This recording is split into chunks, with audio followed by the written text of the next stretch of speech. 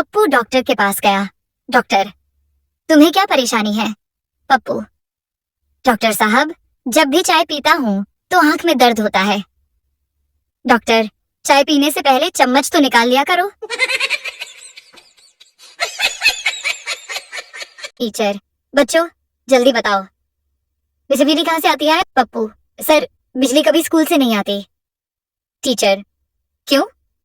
पप्पू, क्योंकि जब भी लाइट जाती है सब कहते हैं स्कूल में बिजली नहीं है। पति पत्नी की बात।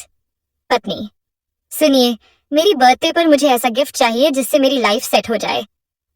पति, ठीक है, लेटेस्ट सेट टॉप बॉक्स दिला दूंगा। पुलिस, तुमने इस आदमी को क्यों मारा? संता, साहब इसने मेरे ऊपर ईंट फेंकी। पुलिस, तो तुमने वापस क्यों फेंकी? संता, क्योंकि मेरे पास ईंट वापस करने का ऑप्शन नहीं था। स्कूल में। टीचर, तुम स्कूल क्यों नहीं आए? पप्पू, मैम रास्ते में बोर्ड लगा था स्कूल के आगे स्पीड कम करें। मैं इतना स्लो हो गया कि स्कूल पहुंचा ही नहीं। पति पत्नी की नोकझोंक। पत्नी, तुम हमेशा अपना मोबाइल छुपाकर क्यों रखते हो? पति, क्योंकि मोबाइल में भी गूगल है। पत्नी, तो? पति, वो सब जानता है। संता डॉक्टर के पास गया। डॉक्टर, क्या हुआ? संता, डॉक्टर साहब, जब मैं सोता हूं तो सपने में मुर्गी दिखाई देती है। डॉक्टर, तो क्या करती है मुर्गी? संता, अंडे देती है। डॉक्टर, तो इसमें दिक्कत क्या है? संता, दिक्कत यह है कि जब मैं उठता हूं तो तकिया गायब होता है।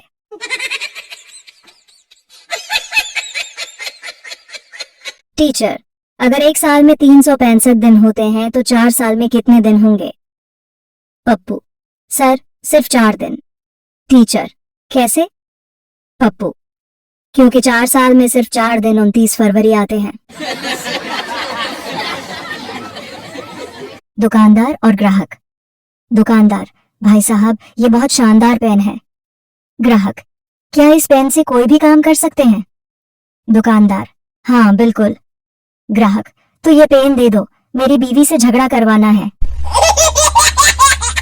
शादी की 10वीं सालगिरह पर पत्नी पति के सीने से लग के बोली, सुनिए जी, अगर मुझे कोई भगा कर ले जाए तो आप क्या करेंगे? पति, हट पगली, कैसे सवाल पूछती है? पत्नी, बताओ ना जानू।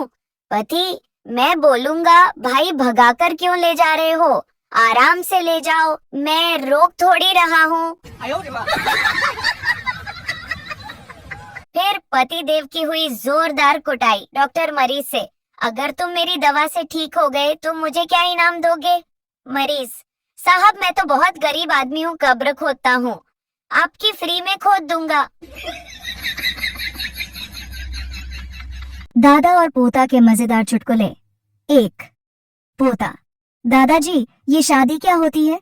दादाजी, बेटा शादी वो गेम है जिसमें लड़की गोल्डन गोल मार देती है और लड़की की जिंदगी का गेम ओवर हो जाता है। दादाजी, मुझे स्कूल नहीं जाना। दादाजी, क्यों? पोता, टीचर कहती है कि पढ़ाई में मन लगाओ, जिंदगी बनाओ। दादाजी, तो? पोता, मेरी जिंदगी तो पहले ही मस्त है, क्यों रिस्क लूं? दादाजी, बेटा मुझे ऐसा मोबाइल लाकर दे जिसमें मैं सब कुछ देख सकूं। पोता, दादाजी टीवी खरीद लीजिए, मोबाइल का टेंशन ही खत्म। दादाजी, आपने कभी प्यार किया? दादाजी, हाँ बेटा किया था। पोता, तो दादी से? दादाजी, अरे नहीं, वो तो परीक्षा में पास होने का वादा था जो निभाना पड़ा।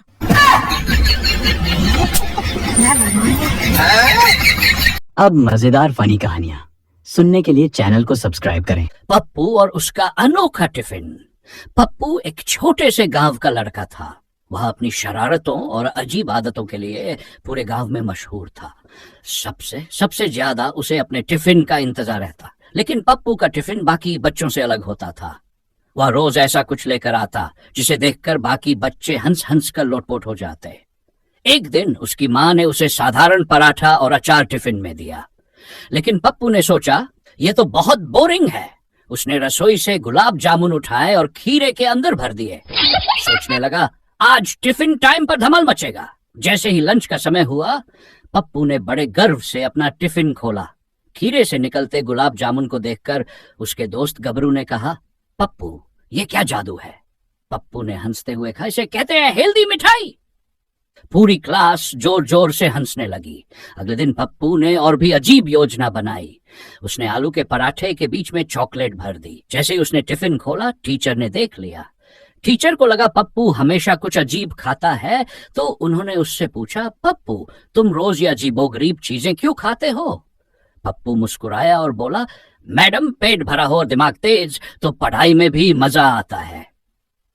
एक दिन पप्पू ने टिफिन में इडली के ऊपर टूथपेस्ट की सजावट कर दी। इस बार पूरे स्कूल में चर्चा होने लगी कि पप्पू क्या खाएगा।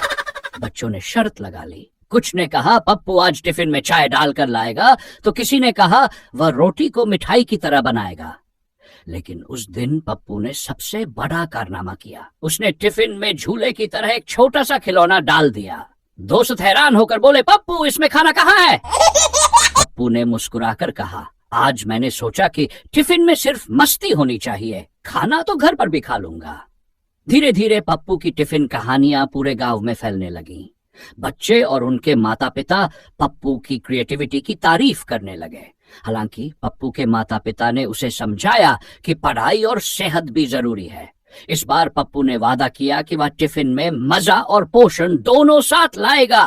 अगले दिन जब उसने टिफिन खोला तो उसमें सब्जियों से बने रंग बिरंगे सैंडविच थे। उसने कहा अब मस्ती भी और सेहत भी।